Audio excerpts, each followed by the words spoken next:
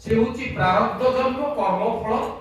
द्वितीय भाग होची इग्नोरेंस बा अज्ञता, अननोन, किछि जानिनी हइस भूलवशत कोन कहि देछि ताको कहंती अज्ञता बा इग्नोरेंस।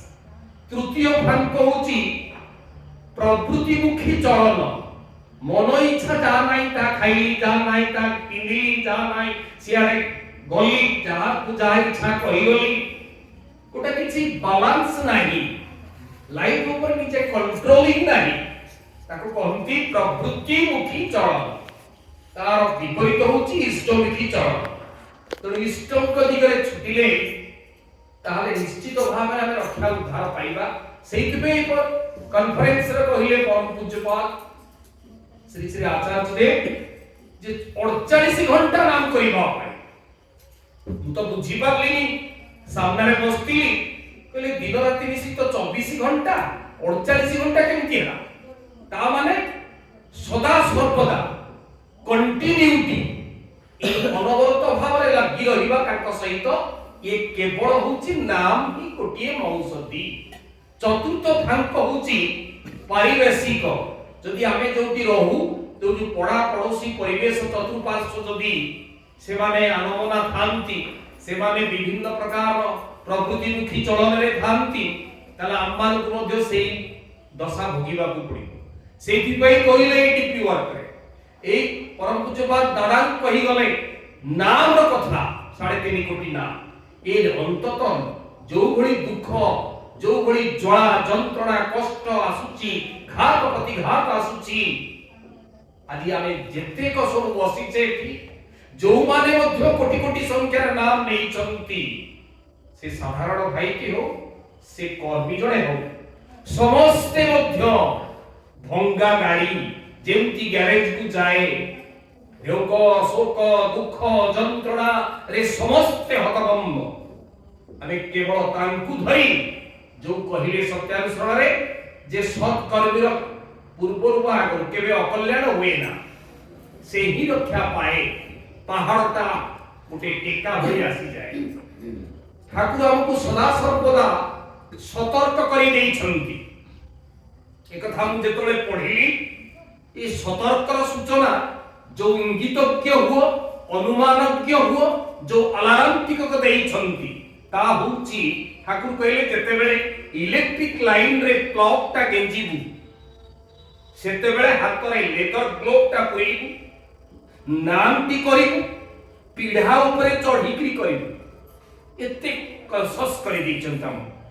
पुणी कहउचंती राती 12टा रु 3टा भितरे पदार को बाहरिबू नाही।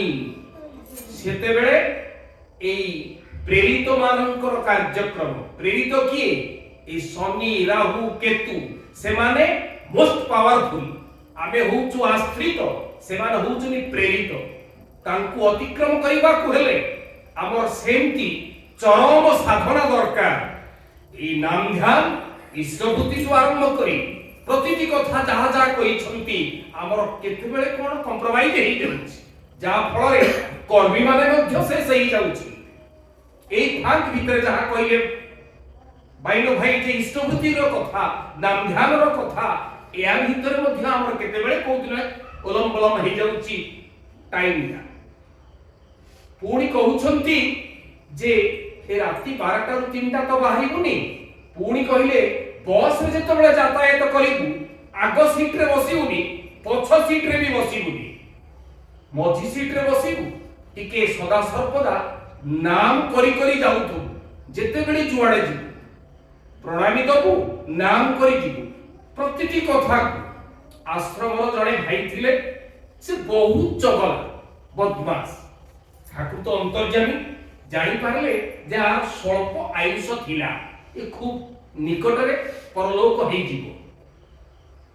ताको कोन कले जड़े भाई को द्वारा रीतिंग भाई को द्वारा ताको नाम दीक्षा देआई, दीक्षा देले भी मध्य से किछि कार्यक्रम कलेनी। पुणी ठाकुर डाकी 7 दिन परे ताको स्वस्तैनी प्रदान कले। देखे कोन करूची स्वस्तैनी देले जदि किछि बदली जाए से पुणी जो कथा को सही कथा से 7 दिन परे ताको ए ଯାଜକ କଞ୍ଜାଟି ଦେଲେ, ତାକୁ ବି ଅପେକ୍ଷା କଲେ, ଯାହା ପୂର୍ବ ପରି ଥିଲା ସେଇଆ, କୌଣସି ଅନୁଶୀଳନ ଅନୁଶାସନ ନାହିଁ। ପୁଣି ଅଧୁର୍ଜୁ ପାଞ୍ଜା ବି କରାଇଲେ 7 ଦିନ ପରେ, ତା ମଧ୍ୟ ସେଇଆ। ଶେଷରେ ସପ୍ରକୃତିକ ପାଞ୍ଜା ଦେଲେ, ତା ମଧ୍ୟ ବଦଳିଲା ନାହିଁ। ତାର ମନମୁଖୀ ଚଳନି, ଅନିୟନ୍ତ୍ରିତ କଥାବାର୍ତ୍ତା ସବୁ କିଛି ଥାଏ। କିଛି ଦିନ ପରେ ତାର ଦେହାନ୍ତ ହେଇଗଲା। ଠାକୁର ବିରକ୍ତ ହେଇ ଅତ୍ୟନ୍ତ ଦୁଃଖ ପ୍ରକାଶ କରି କହୁଛନ୍ତି, ଶାଲାଟାକୁ ମୁଁ ବ୍ରହ୍ମସ୍ତ୍ର ଦେଲି, ତଥାପି ସେ ସଜାଡ଼ି ହେଲାନି। ବହୁତ ମର୍ମନ୍ତୁଦ ବ୍ୟତୀତ ହେଲେ ଠାକୁର ଯେ ଆମମାନଙ୍କୁ ସେ କିଭଳି ଭାବରେ ଚାହାନ୍ତି। ସେଇଠି ଜୈନିକ ଭକ୍ତ ବସିଥାନ୍ତି, ପଚାରୁଛନ୍ତି ଯେ ବସରେ ଯେତେବେଳେ ଯାତ୍ରା କରୁଛନ୍ତି ପାସେଞ୍ଜର ମାନେ,